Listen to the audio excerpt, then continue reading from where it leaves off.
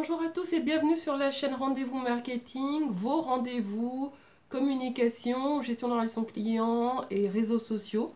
Je parle aux chefs d'entreprise, aux responsables, aux salariés qui veulent faire en sorte que la communication de l'entreprise participe au développement commercial. Aujourd'hui, je vais vous parler de la checklist marketing que vous pourriez appliquer à votre site internet tel qu'il est aujourd'hui.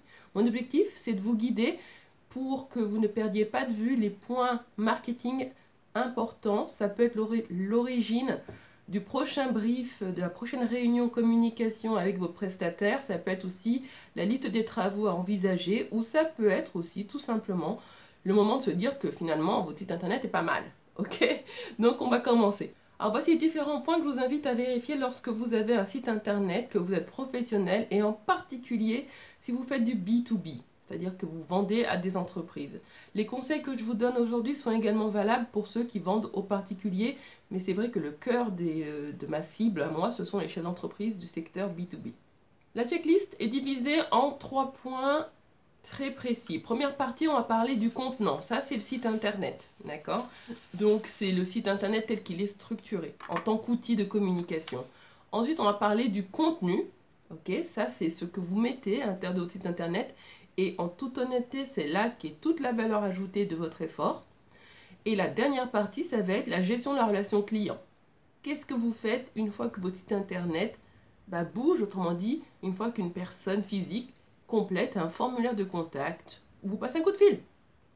Point numéro 1. Alors, il y a 4 points importants qu'il faut que vous vérifiez au sujet de votre site internet. Le premier, c'est de savoir si votre site internet est hébergé sur un serveur sécurité et donc si dans l'adresse URL, le HTTP 3W, vous bénéficiez du HTTPS. C'est très important. Pourquoi est-ce que c'est important le HTTPS? Tout simplement parce qu'aujourd'hui, la quasi-totalité des sites internet permettent aux visiteurs d'envoyer des informations. Ça peut être leurs données personnelles, ça peut être des numéros de carte bancaire pour les sites qui acceptent les paiements en ligne. Ça signifie que dès lors qu'ils communiquent une information privée, elle devient vulnérable parce qu'elle peut être piratée, elle peut être hackée.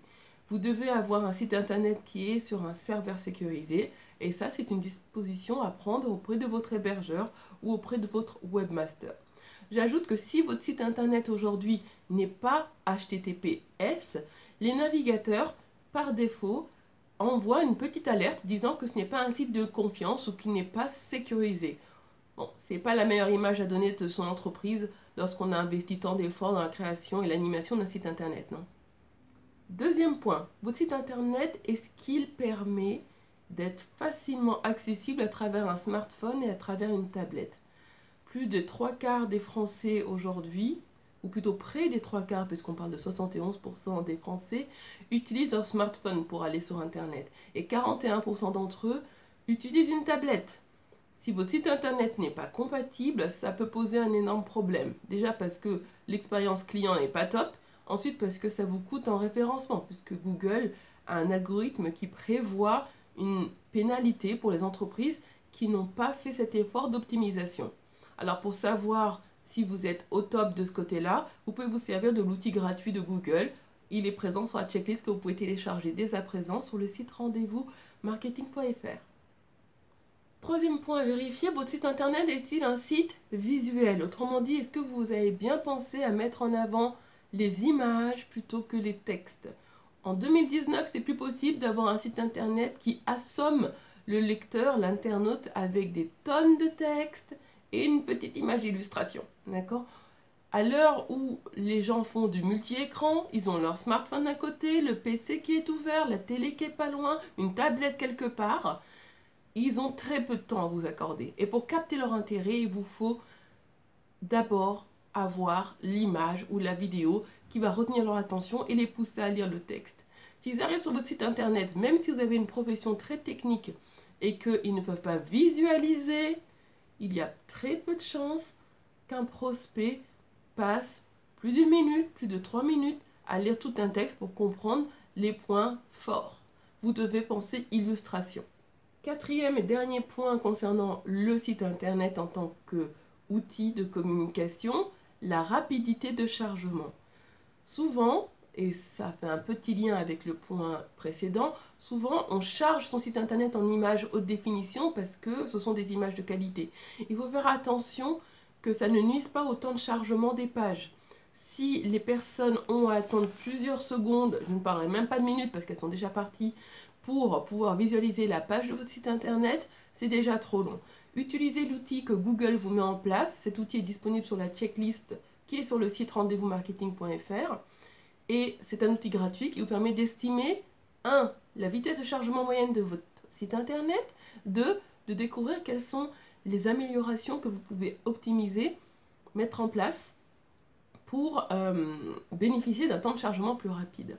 C'est très important puisque la patience des personnes aujourd'hui s'effrite, ils sont vraiment très sollicités, les notifications pleuvent, ils n'ont pas le temps d'attendre qu'une page blanche se charge après plusieurs dizaines de secondes.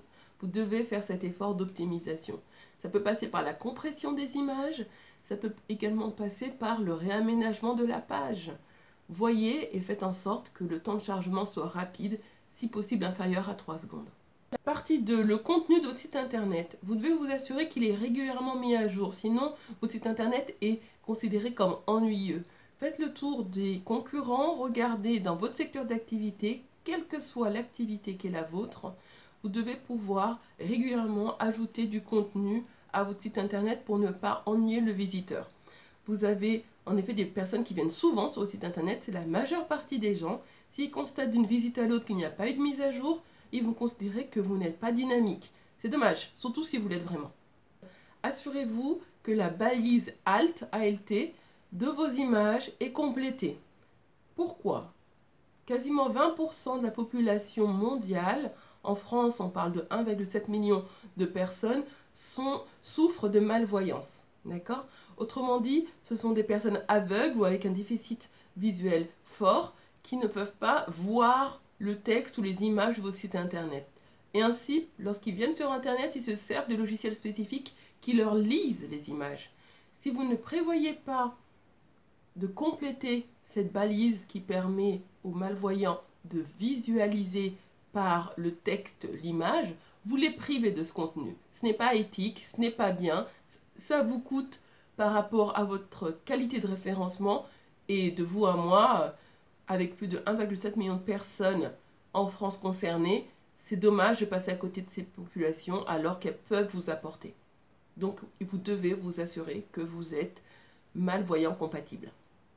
Vous devez vous assurer que les navigations, les menus sont orientés clients. Bien souvent, je rencontre des entreprises qui ont des menus qui sont organisés autour de leur activité. On veut parler de ses produits, on veut parler de l'organisation de son service, même de son organigramme, alors qu'il vous faut vous mettre 2 secondes à la place du visiteur et vous dire que lorsqu'il vient sur votre site internet, il a un besoin ou il est une certaine typologie de personne. Mieux vaut qu'il navigue en fonction de ce qu'il est lui, des besoins que sont les siens, plutôt qu'il perde un temps fou à comprendre la manière dont vous êtes organisé. On n'est pas là dans une démarche de nomenclature, on est dans une démarche d'ouverture. Donc pensez à créer vos menus, vos sous-menus pour le client, pas pour vous. Troisième partie de la checklist, l'interactivité ou la relation client. Si pour vous il est important que les personnes vous téléphonent, souvent je croise des chefs d'entreprise qui me disent « j'ai fait mon site internet pour que le téléphone sonne pour avoir du business ». Est-ce que vous avez fait en sorte que votre téléphone soit visible dès le chargement de la page? Ou faut-il aller à la page contact, donc cliquer, ou faut-il descendre tout en bas de la page et donc faire tourner la molette?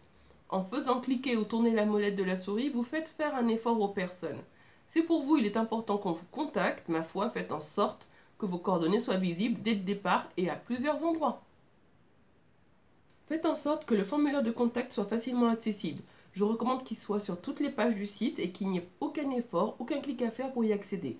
Si toutefois vous préférez avoir une page dédiée pour le formulaire de contact, mettez-la à un seul clic de distance depuis la page d'accueil. Dernière partie de la checklist, et pour moi la partie la plus sensible, qu'est-ce qui se passe lorsqu'on vous écrit un message? Je trouve ça triste lorsqu'on écrit un message à quelqu'un depuis un site internet et qu'on n'a pas de réponse. Même si la première réponse peut être une réponse automatique, la personne qui vous écrit prend le temps de vous écrire. Elle fait un pas vers vous, vous devez en faire plusieurs vers elle. Donc, assurez-vous toujours que lorsque quelqu'un vous écrit, dans les 24 heures, il a un retour. Et dans les plus brefs délais, vous répondez à sa demande. C'est très important, puisque faire ce site internet pour créer du contact, bénéficier de ce contact et laisser mourir cette opportunité parce qu'on a mis trop de temps à la traiter, on a ruiné tous les efforts et on a perdu en crédibilité. Voilà, vous avez désormais entre les mains les 10 points nécessaires pour faire en sorte que votre site internet tel qu'il est aujourd'hui et peut-être avec quelques améliorations serve votre objectif de développement commercial. Merci d'avoir regardé cette vidéo. Si elle vous a plu, commentez-la, dites-moi ce que vous avez aimé, ce que vous auriez aimé avoir de plus. La checklist dont je vous parle depuis tout à l'heure, vous pouvez la télécharger gratuitement dès à présent sur le site rendez-vous-marketing.fr. Vous avez le lien dans la description ci-dessous. Et abonnez-vous pour pouvoir voir rapidement les prochaines vidéos qui sont en lien avec la gestion de la communication des entreprises. Merci beaucoup, passez une bonne journée, au revoir.